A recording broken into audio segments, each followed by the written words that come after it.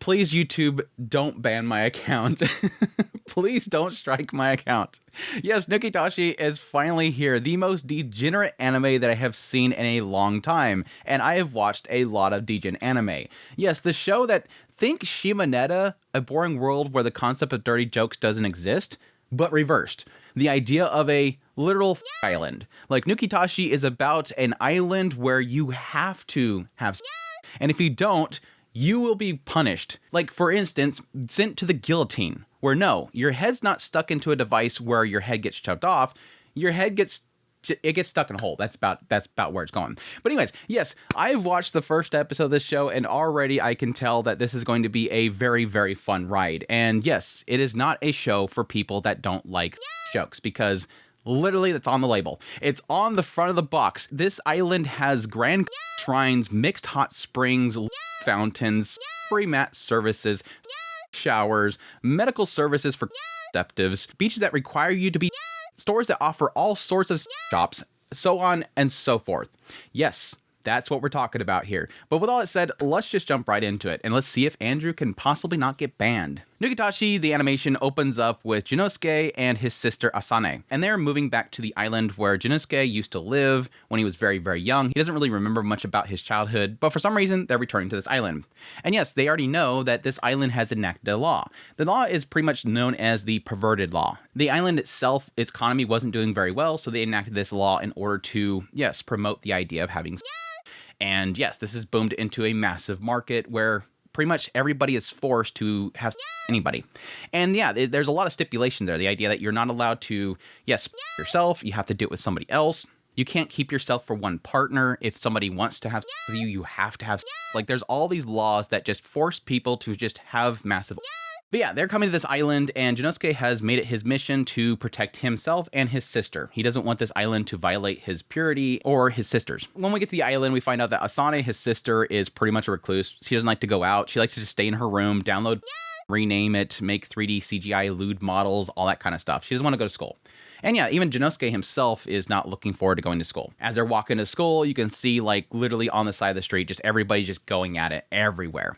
Until he finally gets to school, he thinks that's a place where he might find some sort of peace because they have homeroom, everybody's sitting there, everything's civil. He introduces himself to the class, talks about the fact that he's now living at his grandfather's house, and they just moved there, and he likes to program and exercise. But then right after homeroom class ends, yes, everybody just starts going at it, and he's like, I just got to get out of here. He runs into the class rep. The class rep informs him about the fact that, you know, you have to open yourself up to everybody. Yeah, there's some wackos out there that don't want to do it.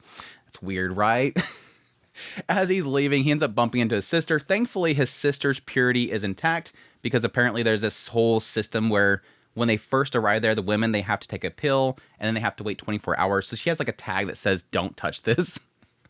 So she's safe for now.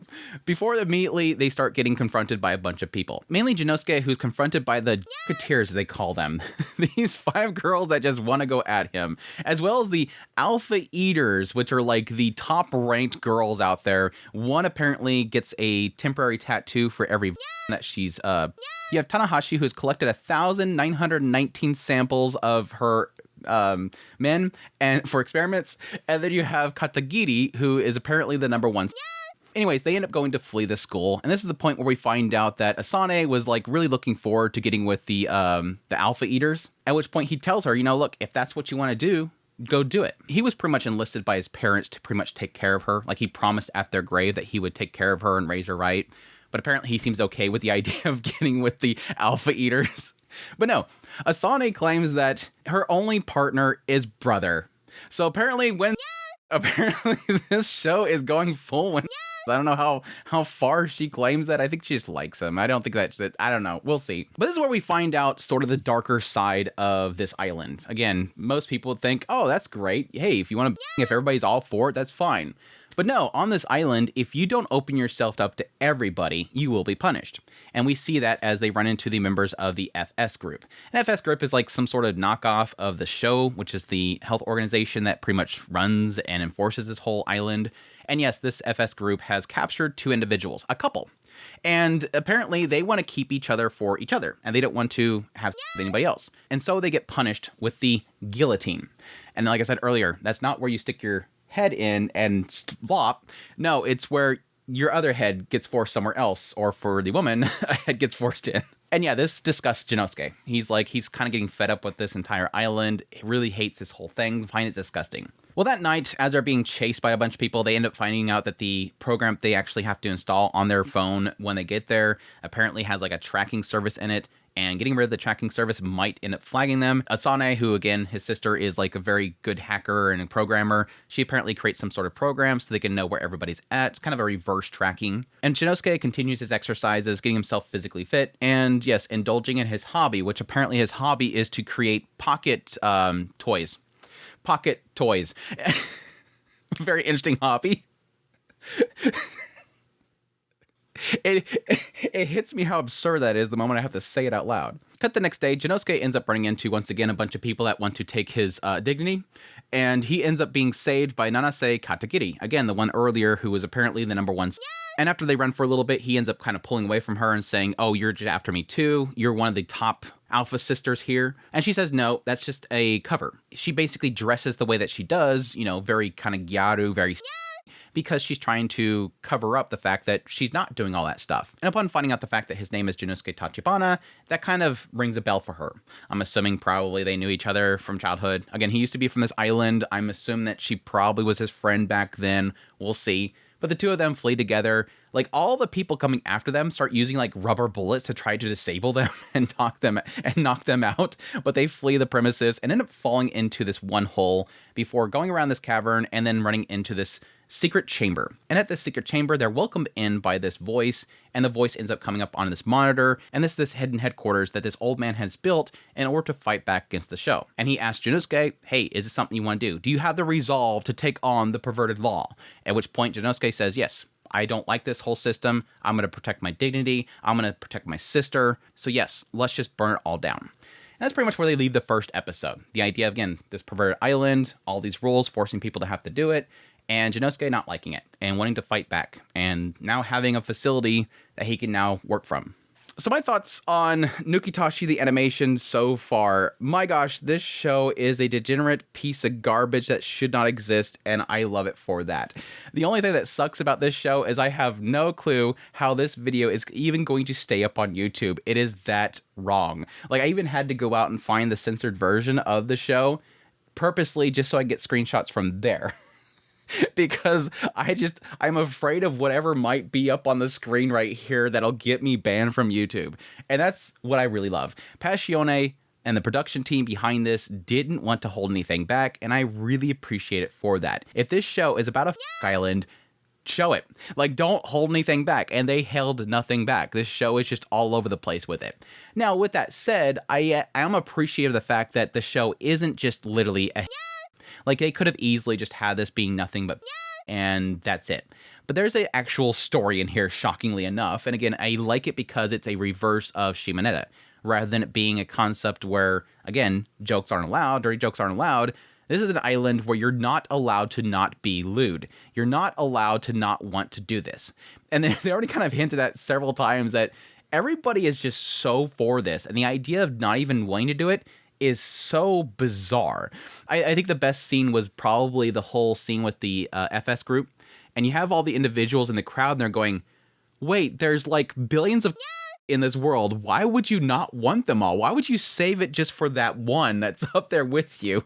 And on the opposite side, they're going, wait, why does this guy only want her when there's billions of in the world? Again, it's like, it doesn't make any sense to these people. It boggles their mind. Like, the class prez is like, literally, yeah, there's wackos out there that don't want to do it with other people, but that's okay. Yeah, sure. I guess there's people like that exist. This place is completely lost it. And I'm curious about how that'll kind of play out. It's hilarious how like, there's even people that are just so thirsty for the new blood. Like, a transfer student is like king on this island. Everybody wants the new ones because, again, they're going to be mostly probably...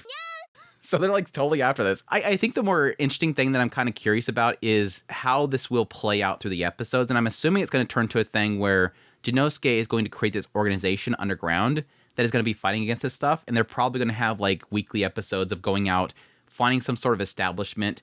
They've laid out a ton of establishments when the first episode opened up, They laid out, again, the hot springs, the beaches, the town center, and all the shops, all the different services they have available. This island is literally just the government or this town or this corporation that is just making bank off of people being completely lost in their own pleasure.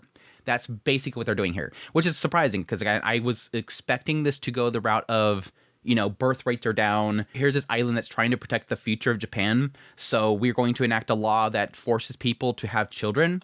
It literally isn't that. It literally isn't that because, again, the moment that his sister shows up, they're giving her a pill and saying, don't do anything. They're tagging her. And again, there's literally stands where you can go to get all of your contraceptives. They want people to do this, but they don't want them to get pregnant. You would think with everybody just constantly, there's going to be a lot of pregnant people walking around. Not the case. They don't want that. My assumptions for where it was going to go was completely blown away very, very quickly. Now, pause that I have for this show so far. The absurd idea has been presented. And I think for the first episode, that absurdity is initially what hooked me. But I will admit, my fears for the show going forward is really going to be how the writing kind of evolves this and keeps it doesn't have to outdo itself, not to try to be more and more and more and more absurd, which is fine, but just keeping the jokes in there that's going to be entertaining. So far, like I said, having the tears showing up and they're making all these comments about wanting him and him having to give up literally them right there, and then the sister being enticed by the idea of being with the alpha eaters. The dumb achievements that they have for the alpha eaters, all that stuff is absurd and hilarious so far, but I'm hoping that the writing with the dialogue and essentially making jokes out of how they can evolve that and keep it going forward is going to be the thing. How they can keep this stuff fresh is really going to be the key thing. Now, I am kind of curious what they're going to end up doing with Asane, because they've kind of laid her out as being sort of the programmer geek girl in the background that's going to be doing a lot of their hacking and whatnot. But they've already kind of several times pointed out the fact that this girl likes this stuff. She is pervy. Again, this is a girl that stays in her room all the time, just downloading, making lewd 3D CGI models, all this kind of stuff. And again, the first moment that she's seen the alpha eaters, she's getting all thirsty at the idea of getting with them. My prediction that I made before the show even came out was that Asane was going to end up joining the other side. She was going to be a closet pervert, and at some point she'll end up double-crossing her brother just to kind of pull him into the realm of perversion. But no, it ended up bringing up the fact that she wants brother. I don't know what they're going for this. I don't know if they're going that route of or not, but I'm assuming that's what they're going to end up doing with her. I wasn't really expecting that. I guess I should have expected that with a show like this, but with a show that's based off a visual novel that probably has a route for the sister, let's be honest. But I think that's where the most of my curiosity is going. Kitagari, the alpha eater that ends up running off with Jinosuke, I'm assuming that she's probably going to be a childhood friend that he's completely forgotten about. Maybe they made a promise to each other at some point they would stay together or something like that, is probably the route they're going to go there. At some point, Jinosuke made a comment about how in the past this place took away his purity or something like that, or his dignity, and he's not going to do it again. So I'm not sure if maybe he was stripped down or bullied or something like that in the past, and thus he has a very bad memory of this place. I'll be also curious to find out why the hell they're here. If he hates this so much, why did they even come to this island? Were they forced to come here? Did they just have no place to stay and the grandfather's house was right there, so it was a place to at least have a roof over their head? That's the question mark there as well. It's got a couple threads in there to at least keep the plot lines going forward, and I'll be curious to see if it plays out well enough or if it'll fall apart. I'll be also curious to see if the old man that's in the facility ends up being his grandfather. He just doesn't remember his grandfather. Anyways, it looks good. It's nuts. It's nuts. It's crazy, and I'm absolutely loving it so far. Thankfully, again, Passione is doing a good job visually, and again, it's got the spicy shots, crazy stuff happening on the screen, and I am all signed up for it. Again, I just hope that the writing and the dialogue and the jokes kind of keep going forward, and it doesn't get stale and just turn into... as much as I'm fine with it being just basically H levels of production here, I still want it to be funny and it to still be well wrote. And I've heard nothing but good things about the visual novel, so I guess it's a plus there, and it has me excited for it going forward. And I am not looking forward to editing this, so if you want to support this, it's probably not going to end up being, it's probably not going to have ads on this video. So if you want to support this content, leave me a super, become a member of the channel. But I appreciate you guys watching this video. Hope you guys enjoy it, and until next time, y'all take care.